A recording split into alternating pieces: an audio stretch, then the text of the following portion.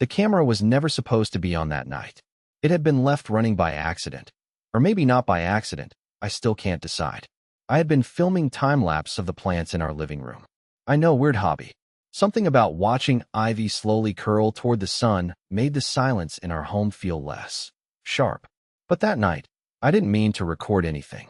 I didn't even remember the camera was still set to motion detection. And yet, at exactly 9:41 p.m., the lens woke up. She walked in alone. At first, she was barefoot, heels dangling from her fingers, and there was a strange looseness in the way she moved, like the day had peeled off all her tension and left only something light, something unburdened. She didn't turn on the lights. Instead, she lit one of those tiny tea-light candles we keep in the drawer for emergencies and opened a bottle of red, the expensive one we were saving for our anniversary. She didn't hesitate, just uncorked it, poured one glass, then paused, like she was listening. I watched the footage 12 hours later. Over and over. I memorized every second, every flicker of candlelight, every shadow, every breath. At 9:45 p.m., the door opened again. This time, she didn't greet the person. She didn't need to. He walked in like he'd been there before. She handed him the wine without a word. No introductions. No hesitation. He sat where I sit. He touched the throw blanket she bought for me last Christmas. He leaned in, close, like the space between them wasn't even real. And then she laughed. Not the laugh she uses with me. The sweet, practiced chuckle she saves for phone calls and polite company. This laugh was different. It was the sound of someone forgetting they're being watched. And I couldn't stop watching, even when I wanted to. Even when I shut the laptop, I kept seeing it behind my eyelids. Her face. That laugh. His hand brushing her shoulder like it belonged there. The camera was never supposed to be on that night. But it was. And now, nothing in our house feels familiar anymore. I didn't sleep. Not even close. I stayed up with the laptop open, frozen on a single frame, his hand on her thigh, her smile like it had never been mine to begin with. I kept rewinding, thinking maybe I imagined it. Maybe it was a shadow, or the grain of low light tricking my brain. But no, it was real. It was her. That was our couch, the one I built with my own hands from a flat pack on a Saturday while she read instructions over my shoulder. I hit play again, and that's when I noticed it. Something off. Something I hadn't caught the first time. At the 10:12 mark, the sound cut strangely, not fully silent, but like someone had pressed their finger on the speaker of the world. Then, faintly, just beneath the hum of candlelight and wine, a voice. Not hers. Not his. A third voice, male, hushed, almost like a whisper inside a whisper. It said a name. My name. Daryl. I leaned in, replayed it with headphones. There it was again. My name, but stretched, like it was being dragged through water. Darwyl. And then a laugh. Not the kind that belongs in a living room. This one was wrong. Echoing. Like it was in the walls. I paused the footage, heart pounding. Goosebumps spread across my arms, even though the room wasn't cold. I checked the motion history. That camera was only supposed to record if it detected visible movement. But there were clips, dozens of them, where no one was in the room. Files with names like motion_1031_01 and motion_1047_03. All from nights I remembered being alone in the house. I opened one at random. Pitch black. A long silence. Then, faintly, the sound of the floor creaking. And breathing. Just a single breath. Close to the camera. Close enough that I instinctively turned around to check if someone was behind me. My apartment was empty. At least, it looked empty. I sat there for a long time, trying to decide what was worse. My wife bringing another man into our home behind my back. Or the possibility that there was someone else who'd been here all along, watching us both. By the time the sun started bleeding through the blinds, I had watched over 20 of those motion-triggered clips, and I wasn't sure if I felt sick or just hollow. Most of them were dark, grainy, quiet. But every once in a while, there would be a sound. A creak. A dragging noise. A faint knock that seemed to come from inside the wall itself. I even found one from last month.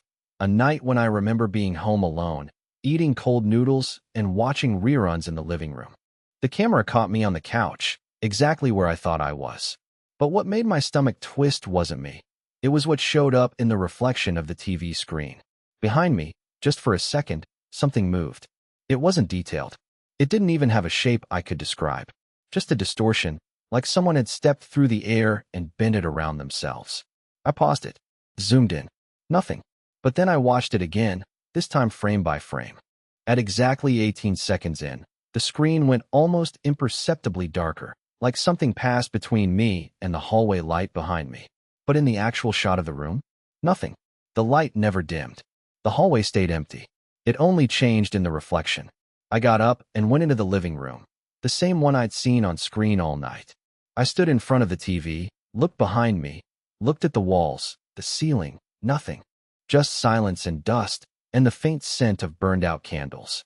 I thought about waking her up, asking her if she'd ever heard strange noises, or if she'd noticed anything missing. But what was I supposed to say?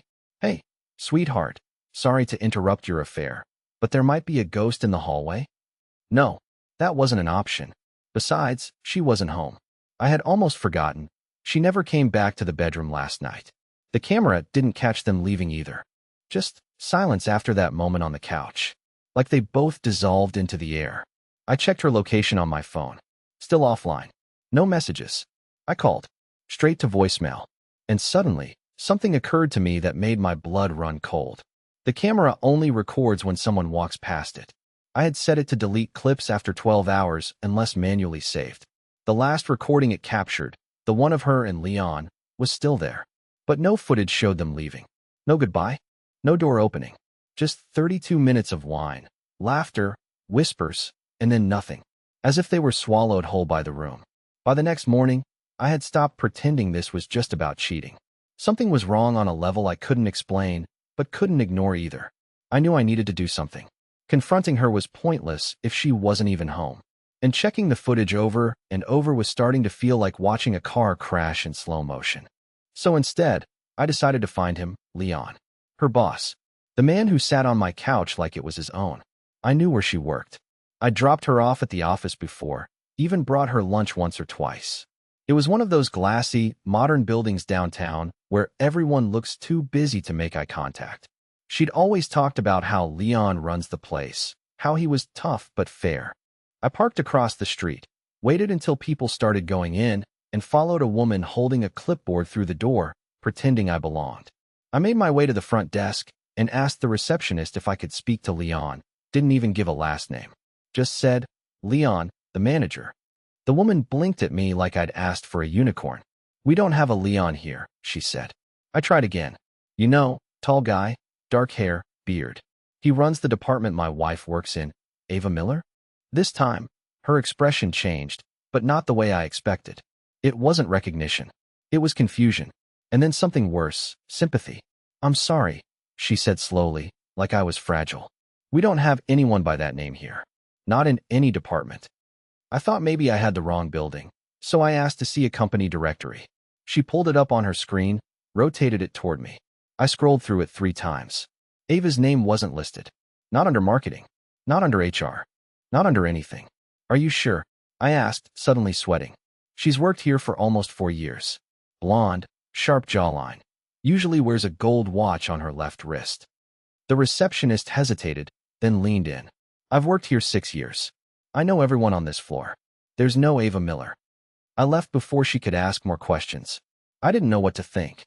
I sat in the car for half an hour, hands shaking on the steering wheel, watching dozens of strangers pass by while my brain tried to stitch reality back together. Was she lying about her job this entire time? Was Leon a cover story for something else?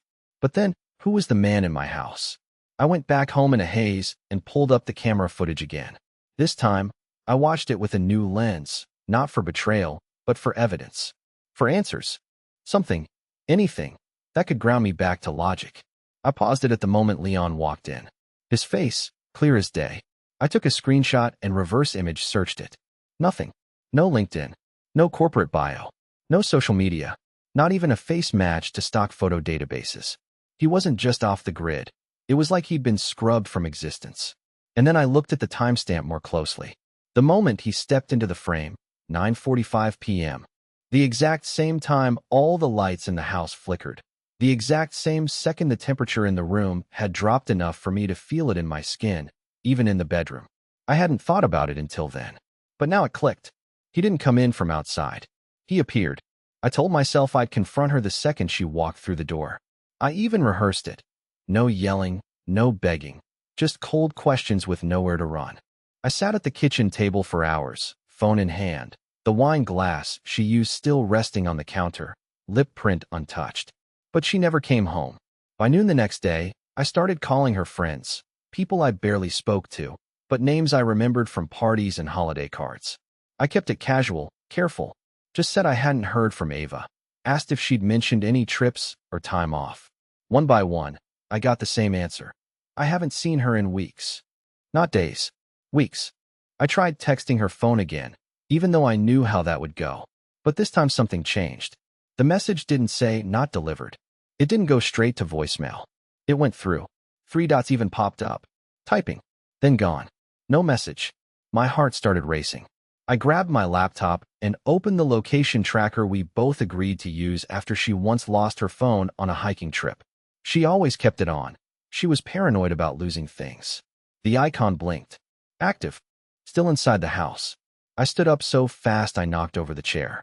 I searched every room. Bedroom? Empty. Bathroom? Empty. Closet? Empty. I even checked under the bed, behind the water heater, in the crawl space. The house wasn't that big. There was nowhere else to look. And yet, her phone was there. The tracker said it was moving. Slowly. From the hallway to the guest room. Then it stopped. I pushed open the door. Nothing. Just the old desk we never used, some storage boxes, and the folded treadmill she promised to start using this year. The air felt wrong in there, still, but charged, like the moments before a lightning strike. And then I heard it. A faint vibration, like a phone buzzing against wood. It was coming from inside the bottom drawer of the desk, the one I never touched. I hesitated. Something in me didn't want to open it. But I did. Her phone was inside. Face down. No case. Still warm. I picked it up, and the screen lit up on its own. No lock screen. No password. Just open to the camera app, like someone had just been filming. The gallery was open too. New footage. Several clips, all time-stamped from within the last 2 hours. But she hadn't been home. Not unless she was invisible. I opened the first video. It was shaky, unclear, like it had been recorded from inside someone's pocket. I could barely make anything out except shadows and muffled breathing. Then I realized the breathing matched my own. The next clip was taken from the hallway. I could hear the creak of the floorboards, see my own figure sitting at the kitchen table, the same table I was still at 20 minutes ago. She, or something, had been filming me. The final video was the longest. Nearly 4 minutes. The angle was low, almost on the ground, but facing the living room couch. I hit play. At the 1-minute mark, something moved into frame. A hand. Pale. Almost translucent. It wasn't hers. It wasn't his. It moved unnaturally, like a puppet with strings too tight. And then, just before the clip ended, I heard a whisper. Not in the room. Not on the audio. In my ear. She's not your wife. I dropped the phone. It clattered to the floor, screen cracking on impact. I didn't even pick it up. I just stood there, frozen, every hair on my body standing straight as if something was behind me. But when I turned around, the hallway was still. But it didn't feel empty. I didn't leave the house that night. I couldn't. Something about stepping outside felt wrong, like I'd crossed some invisible threshold and wouldn't be able to come back. I sat awake until the streetlights flickered off and the birds started chirping, and even then, I didn't move. Not until the air inside the house shifted again. That same sensation like it was watching me breathe, measuring my movements. That's when I remembered the attic. We almost never went up there. Ava hated dust, and I hated ladders. But when we moved in, I remembered her insisting we store one box up there, sealed shut, marked only with a piece of blue masking tape. She didn't say what was inside. Said it was just old personal stuff, and got visibly uncomfortable every time I brought it up. I hadn't thought about that box in years. But now, sitting in a house where her phone moved without her, where reflections didn't match reality, and strangers knew my name, I needed to see what she had hidden. The attic ladder was stiff, reluctant, like it hadn't been pulled down in a decade. I climbed slowly, flashlight in one hand, dust swirling in thick, lazy clouds around me. The air up there was heavier, dry but dense, like breathing through wool. I scanned the room. Nothing unusual at first.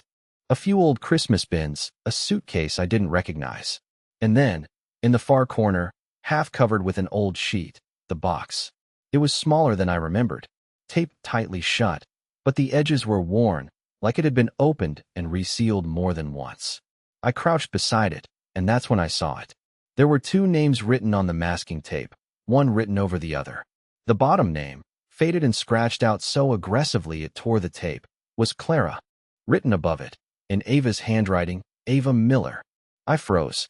She never mentioned anyone named Clara.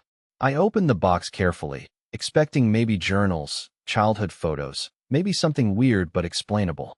What I found instead made my throat tighten. There were identification documents. Several. Driver's licenses, passports, all with different last names. All with her face. Some had subtle changes, different hairstyles, glasses, even different eye colors in one. But it was her. Every time. Then there were notebooks, filled with notes about people I didn't know. Observations. Whole paragraphs written like psychological profiles. Speaks in half sentences when nervous.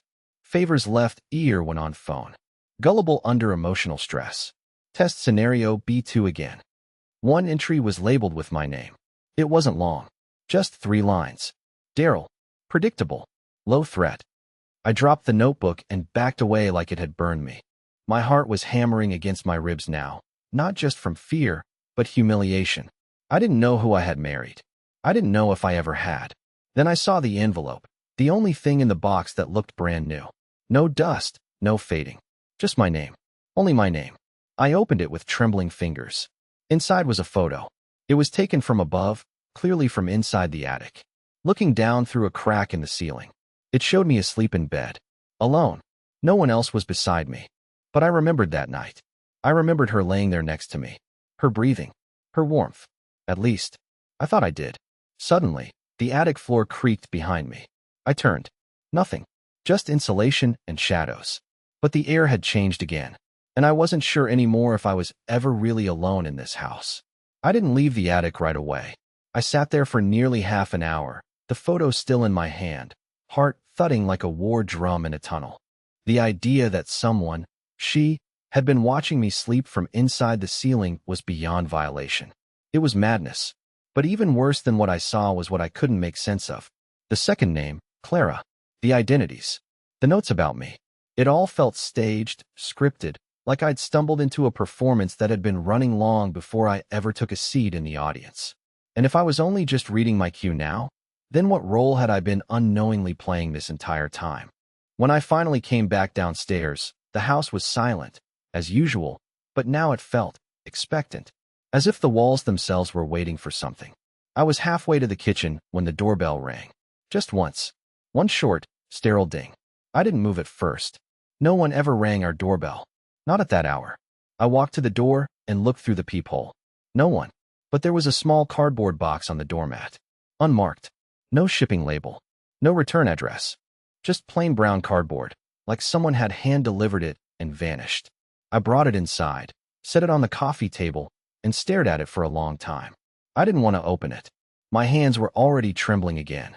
My body had started treating fear like caffeine, sharp, exhausting, addictive. But I opened it anyway.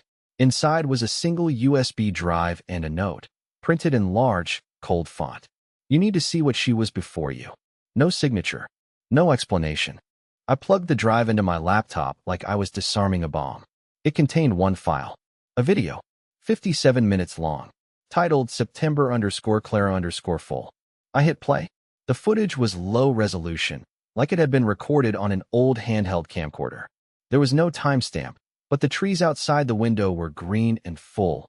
Summer, maybe early fall. The camera was set up in the corner of a bedroom.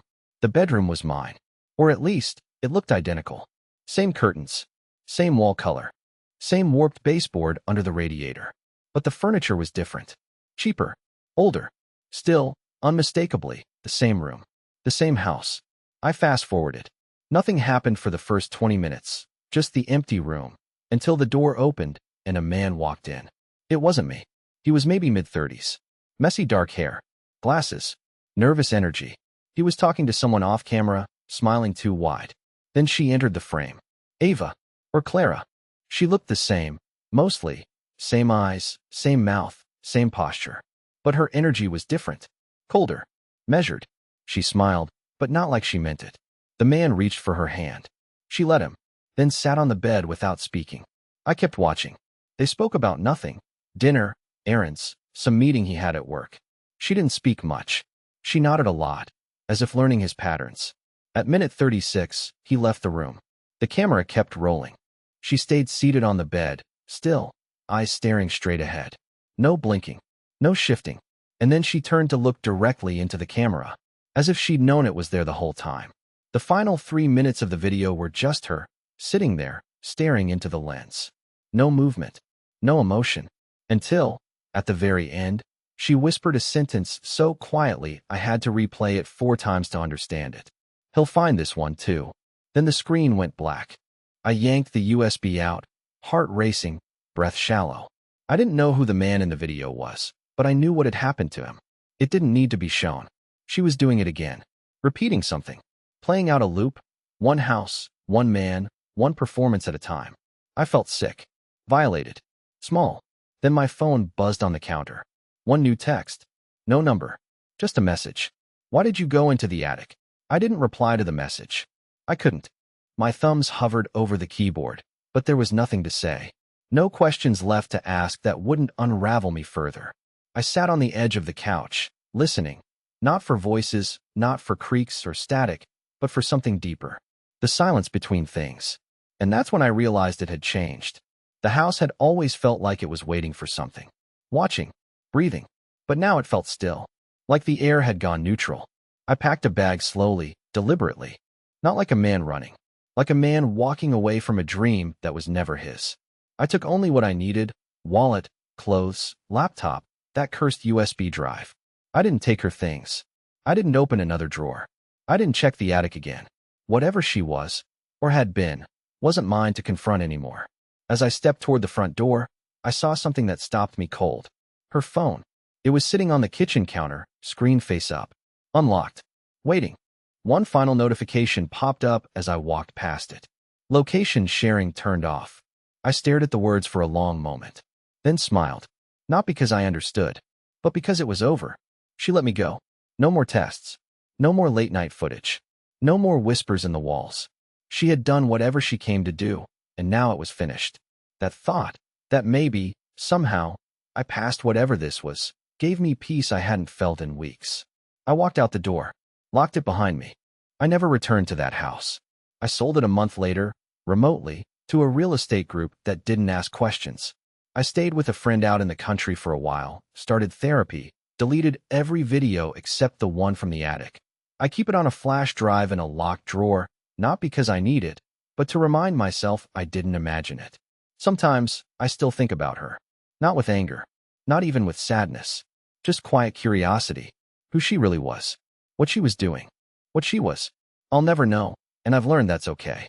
Because for the first time in my life, I stopped living like a ghost in someone else's story. I started writing my own. And in the end, maybe that's all that matters.